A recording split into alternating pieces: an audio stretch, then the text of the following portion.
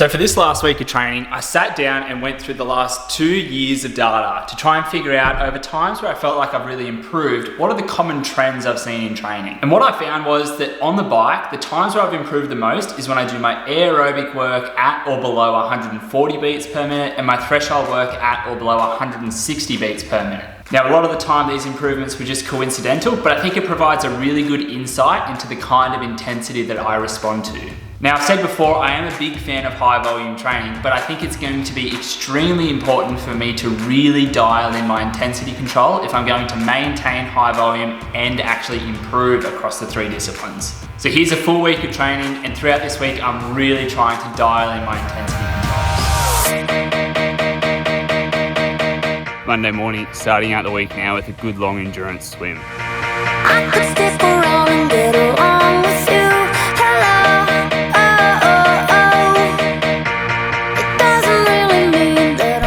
Tuesday morning, we've got a VO2 ride doing 40 seconds on, 20 seconds off. So my coach has given me instructions on these workouts to take erg mode off and just ride hard for the on efforts and easy for the offs. All right, let's do it.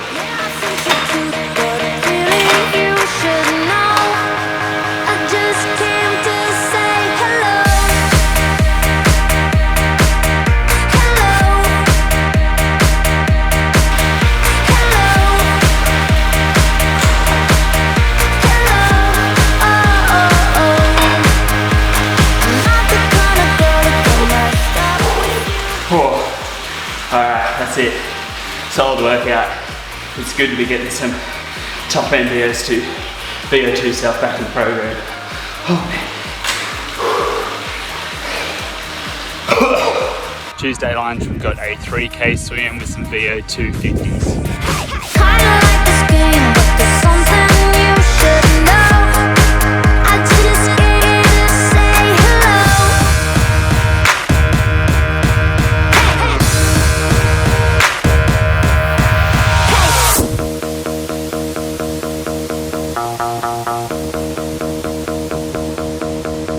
Wednesday morning, we've got a 4K swim with some threshold 400s. Wednesday afternoon, we've got the classic 2-hour aerobic ride this afternoon. Gonna start keeping these rides down to between 180 to 190 watts and keeping them with a heart rate below 140. Doesn't really mean that I'm into you. Hello.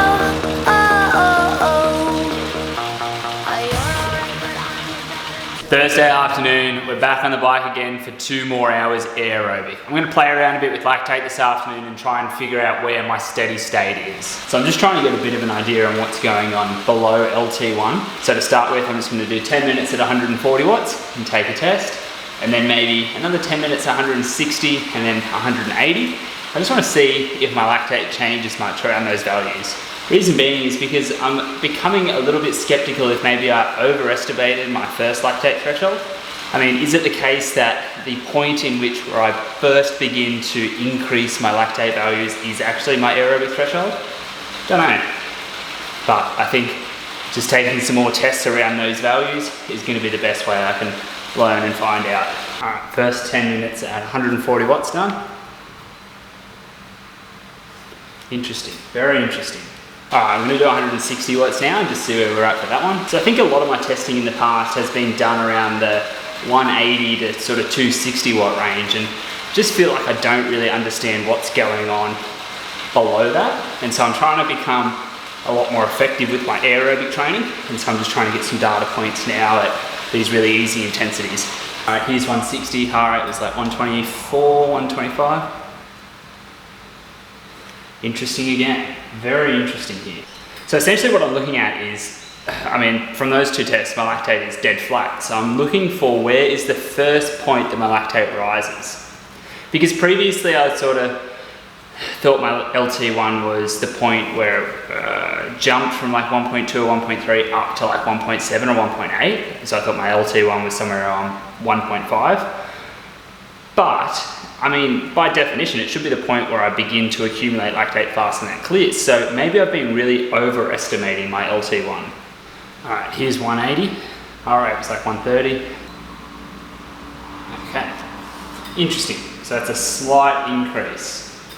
So I wonder if 180 is technically my first aerobic threshold. I'm gonna try 200 watts now and just see what that does. All right, here's 200 watts. Heart rate was about 138. Interesting, very interesting. Okay, so it's come up a little bit from when we were at 140, 160, but it's remained steady between 180 and 200. And look, I do acknowledge there is a certain margin of error here, but also looking at my heart rate, it's remained fairly stable. So I'll bump it up to 220 and just see what that does. All right, here's 220, heart rate was like 147. There you go, okay.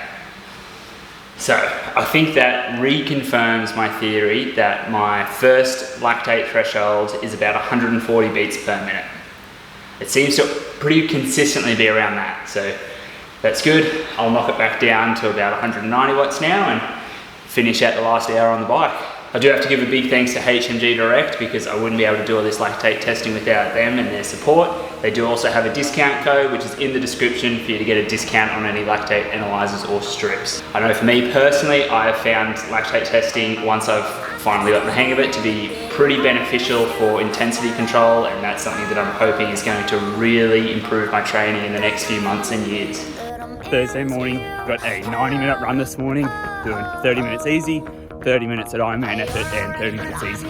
So the intensity of the midweek run has come down a bit now just because we are increasing the intensity on the bike, but still trying to keep a little bit of quality throughout the runs.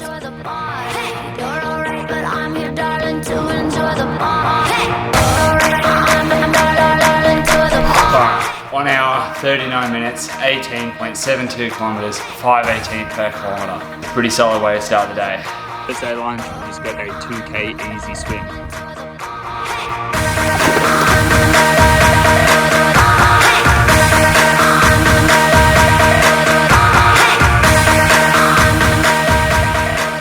Friday morning, last swim of the week, we've got a 4K strength endurance set, doing a lot of work with pull buoy and paddles. Friday afternoon, we've got 3 by 20 minutes at threshold, although I must say the more I'm learning about lactate testing at the moment, the less convinced I am that LT2 even exists. But nonetheless, gonna do some threshold efforts this afternoon, take a heap of lactate tests and just see what I can learn. So I'll link to a really interesting post from a coach I was speaking to, not my coach, a different coach, but he was explaining that he believes there's really only one lactate threshold, and that's your aerobic threshold or LT1. And he goes on to explain basically that there's no such thing as LT2, and it does kind of make sense because whenever you look at the graphs for LT2, it's kind of picked in a random spot where they go, oh, well, it looks like lactate's just increasing exponentially here, and so that's what they assign threshold as. I don't know, it's fascinating. I still feel as though the sessions where I hold it just under what I thought my LT2 was are quite effective sessions, so I don't want to cut them out completely just yet, but yeah, it's kind of as with diet, the more you learn about proper intensity control and exercise, the less certain you can be of any particular method. But for this session, it is a threshold session. I'm going to look to keep it really controlled, keep my heart rate between 155 to 160, and lactate probably around that 2.5 to 3 millimole mark. So within the workout today, before we start the threshold efforts, we just got these short VO2 surges. And it's just going to be really interesting to see what that does to my lactate on the first rep, because I know last week after the first rep my lactate was like 5.3, and then the other ones it was back down to about 3 millimole. So it'd be interesting to see if that happens again this week. Alright, here's the sprints.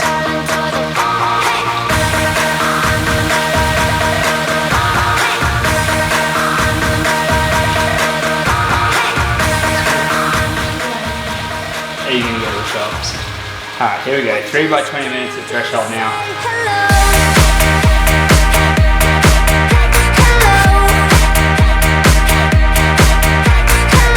Alright, first one's done. Kept my heart rate about 155 to 157. Alright, there you go. So that's good.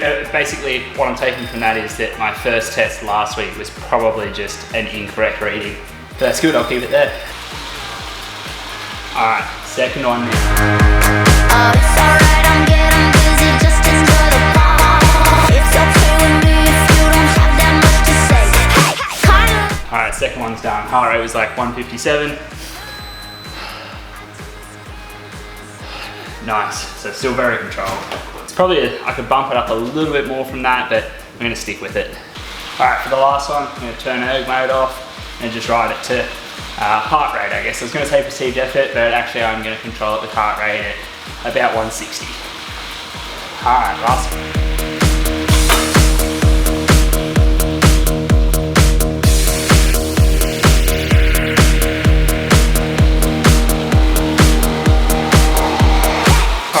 That's it, pretty good workout. I think at the moment I'm just trying to really control my efforts. So threshold is not very hard, and that means that I can really keep up a high volume while also getting in some good intensity throughout the week. Quick cool down now, and then we're back on the bike in about 12 hours for the long ride. All right, Saturday morning, it's time for the long ride. Once again, we're back indoors, 3 by 40 minutes, hovering just under threshold is the protocol for today, with 90 minutes before that, where I'm just gonna be trying to ride at sort of a moderate intensity, so around that aerobic zone. Keep my heart rate just between that classic 130 to 140 beats, because that's, I think, where I'm getting my most bang for my buck in terms of aerobic efficiency at the moment. So 4 hours on the bike with a good bit of intensity in there as well. So nutrition for this ride, I'm going to try not to take on any carbs until we start the efforts. Once we do, I've got 40 grams of carbs in the S-Fuels Race Gel, and the rest is going to come from S-Fuels Race Plus drink. I'm going to try and take the minimum amount of carbs I need to keep my blood glucose stable. Now, I think it's fine, in all honesty, to take the minimum amount of carbs possible, but the thing to consider is you don't want to run a huge calorie deficit, because that can put you in a calorie deficit for days to come, and that'll really influence training. So to manage that, S-Fuels Train products, just to get some more calories in throughout the ride, and then making sure I get a big breakfast before this ride and some big meals after this ride, just to maintain a good calorie balance. But I'm trying not to, in any of my sessions, overdo it with carbs, because I am trying to regulate my insulin sensitivity at the moment. But that's my general nutrition approach. Really the only time I'm taking on carbs in workouts is on the weekend long workouts. Throughout the week, I'll just train with S-Fuels Train products to keep some calories and some fats in. If I'm feeling really tired or I'm really struggling with some efforts, I could take some carbs through a high intensity session throughout the week, but I very rarely seem to feel the need to do that. All right, here we go, 3 by 40 minutes, just under threshold.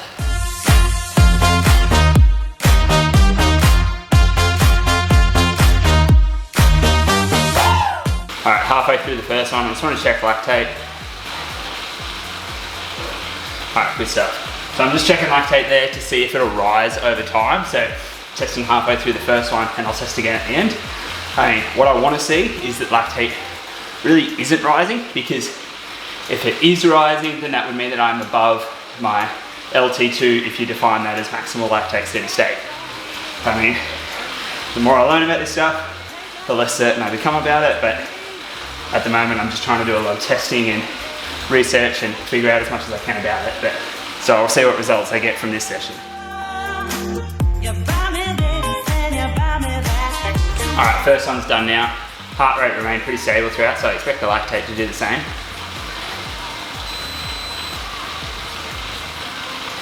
Fascinating. So I think there is a margin of error there, but the main thing I can take away is that I'm pretty confident I'm below my maximal lactate steady state. Number one, because my heart rate did not increase as the effort went on, and lactate didn't increase either. So I feel like that's showing that I'm in probably the right zone there, where I am accumulating lactate, but I'm not beyond my lactate threshold, my second lactate threshold. Mean that much to me. Just take my hand and hold me tight. You'll never buy my love.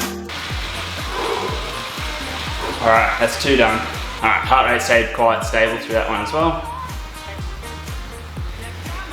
Nice, alright, sweet. So lactate's remaining pretty steady here. Heart rate's remaining pretty steady, so I'm pretty happy with that. Alright, last one.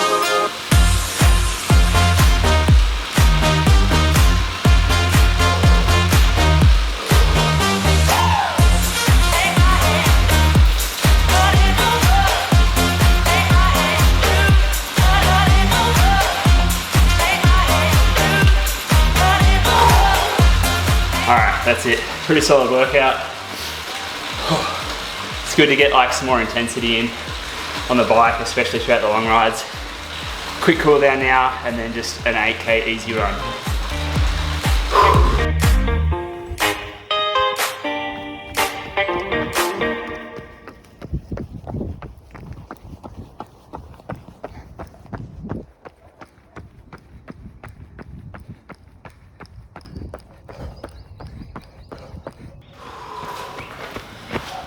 All right, so we got 8.29 kilometers, 4:58 per kilometer, 41 minutes, 8 seconds.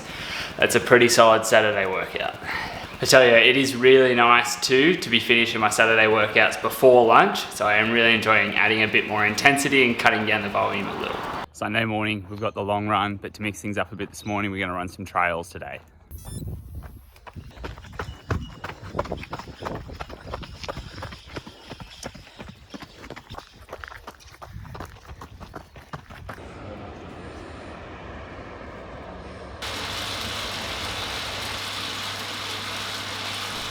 So another pretty solid week of training, down to about 25 hours this week, but with really conservative intensity controls. And I'll link to the Black Cats Run podcast, which I found quite informative. And I was speaking with Tristan, who hosts that podcast, and he was explaining the concept of, instead of thinking of it as LT1, think of it as maximal mitochondrial capacity.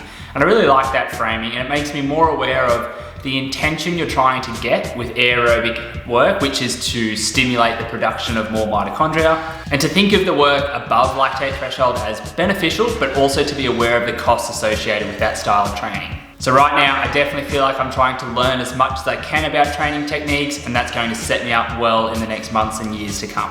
So my approach moving forwards is to maintain a really consistent level of training throughout the weeks, but I'm going to be looking to add in a lot of the sprint and Olympic distance races just in my local area as a way to get in some good top end work. And it should be a good bit of fun as well.